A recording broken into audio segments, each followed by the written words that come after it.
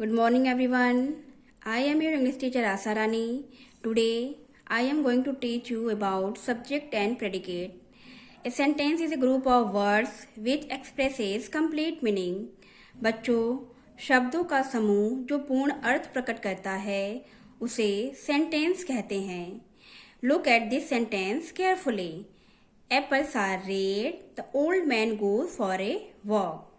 So children, every sentence has two parts. First is subject जिसे कर्ता कहते हैं and second is predicate जिसे विधेय कहते हैं. So subject plus predicate is equal to complete sentence. आइए बच्चों, अब हम सब्जेक्ट और प्रेडिकेट के बारे में पढ़ें. Subject. About whom something is said is called subject. बच्चों, वाक्य में जिसके विषय में कुछ कहा जाए उसे सब्जेक्ट कहते हैं. सब्जेक्ट के अंतर्गत किसी व्यक्ति या जगह का नाम या अदर नाउन पार्ट्स आते हैं. सब्जेक्ट मुख्यतः नाउन या प्रोनाउन ही होता है. नाउन या प्रोनाउन के पहले यदि कोई आर्टिकल या एडजेक्टिव आता है तो वह भी सब्जेक्ट का ही पार्ट होता है. For example, an ass is a dull animal. बच्चों, इज ए डल एनिमल किसके लिए कहा जा रहा है? An ass. So an ass is subject. The sun shines brightly किसके लिए कहा जा रहा है? For the sun. So the sun is subject. The brown cat chase a mouse किसके लिए कहा जा रहा है? द ब्राउन कैट के लिए. So the brown cat is subject. Second, predicate. What is said about a subject is called predicate.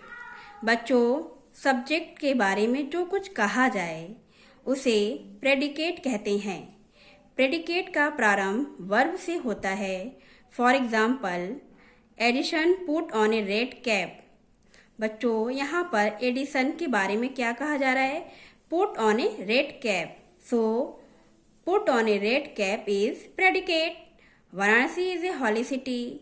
Varanasi के बारे में क्या कहा जा रहा है? Is a holy city. So is a holy city is predicate. The brown cow is eating grass.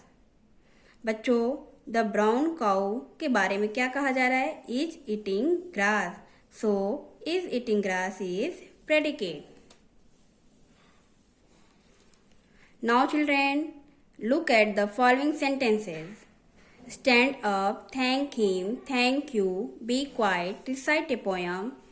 These are imperative sentences. Here the subject is hidden. बच्चों, ये सब्जेक्ट इम्परेटिव सेंटेंस है और इसमें सब्जेक्ट हिडन है, मतलब छिपा हुआ है. अब नाउ इन सेंटेंस को सब्जेक्ट और प्रेडिकेट में डिवाइड करने के लिए हम यू एंड आई का यूज करते हैं. Like, you stand up, you thank him, I thank you, you be quiet, I recite a poem.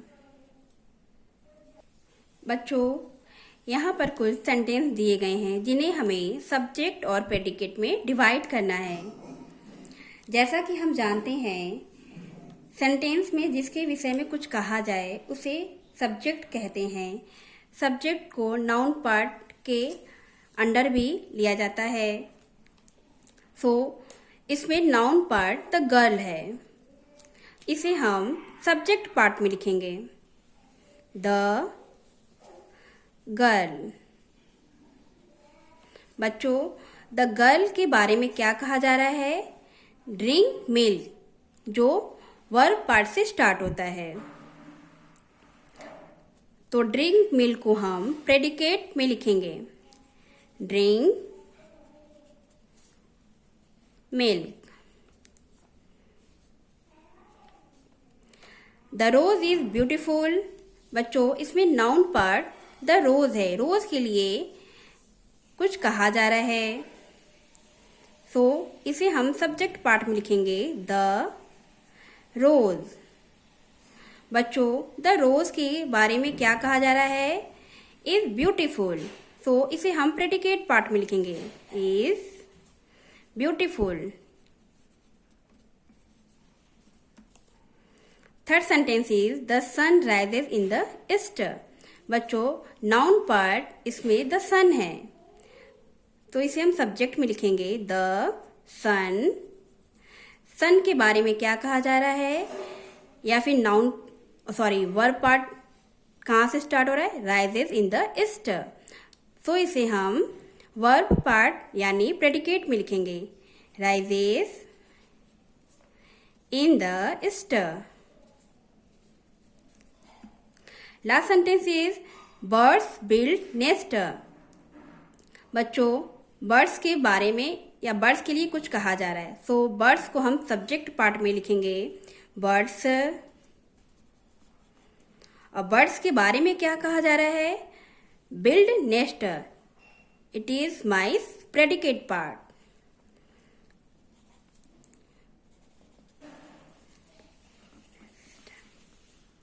बच्चों इस तरह हम सेंटेंस को सब्जेक्ट और प्रेडिकेट में डिवाइड करेंगे।